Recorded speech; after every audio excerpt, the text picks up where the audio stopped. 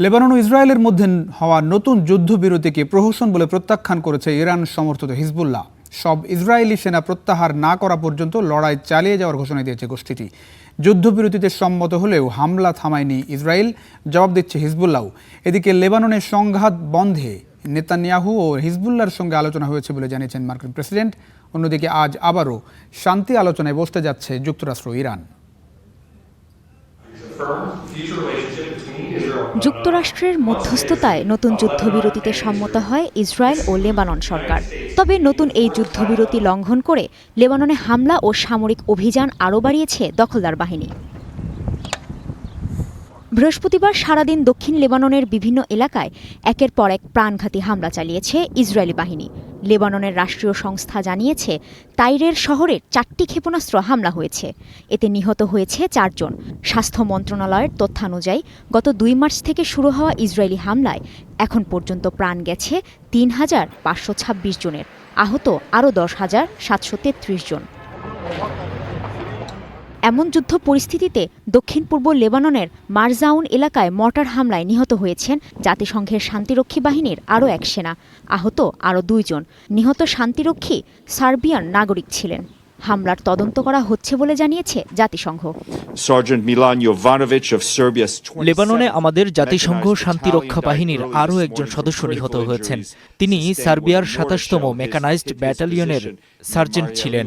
এই ঘটনার নিন্দা জানিয়েছেন জাতিসংঘ মহাসচিব। লেবাননের সংঘাত বৃদ্ধির পর এ নিয়ে 7 জন শান্তিরক্ষী নিহত হয়েছেন।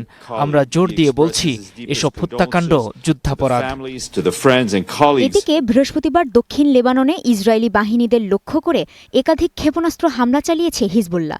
এতে এক ইসরায়েলি সেনা নিহত হয়। ইসরায়েল ও লেবানন সরকারের মধ্যে হওয়া নতুন যুদ্ধবিরতিকে প্রহসন বলে প্রত্যাখ্যান করেছে ইরান সমর্থিত গোষ্ঠীটি। হিজবুল্লাহ প্রধান নাইম কাসেম সতর্ক করে বলেছেন, ইসরায়েল যতদিন লেবাননে বোমা হামলা চালিয়ে যাবে ততদিন উত্তর ইসরায়েল হিজবুল্লাহ যোদ্ধাদের লক্ষ্যবস্তু হয়ে থাকবে। তবে হিজবুল্লাহ প্রধানকে পাল্টা জবাব দিয়েছে দেশটির প্রধানমন্ত্রী নওয়াফ সালাম। বলেন, যারা এই চুক্তি প্রত্যাখ্যান করবে তাদেরই এর পরিণতির দায় বহন করতে হবে।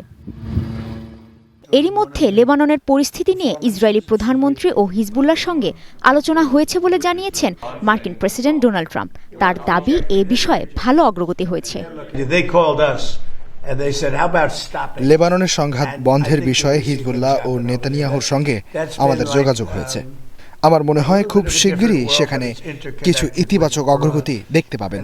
এছাড়া লেবাননের পরিস্থিতি কিছুটা ভিন্ন ধরনের হলেও এটি ইরানের সঙ্গে সম্পর্কিত। এই লেবাননে যদি শান্তি প্রতিষ্ঠিত হয় তাহলে সেটি সত্যিই ভালো হবে। অন্যদিকে লেবাননে চলমান এই আগ্রাসন প্রভাব ফেলতে পারে ইরান যুক্তরাষ্ট্রের সম্ভাব্য শান্তি আলোচনাতেও। যদিও গণমাধ্যমের তথ্য বলছে আজ ফের শান্তি আলোচনায় বসতে যাচ্ছে যুক্তরাষ্ট্র ও ইরান। ইরানের বিপ্লবী গার্ড কোর এক বিবৃতিতে জানিয়েছে, যুক্তরাষ্ট্র ও ইসরায়েলের সঙ্গে যুদ্ধবিরতি মেনে নেওয়ার ক্ষেত্রে ইরানের প্রধান শর্ত ছিল লেবানন সহ সব ফ্রন্টে একটি পূর্ণাঙ্গ যুদ্ধবিরতি কার্যকর করা। তা না হলে মধ্যপ্রাচ্যে সংঘাত আরও ছড়াতে পারে বলে সতর্ক করেছে IRGC।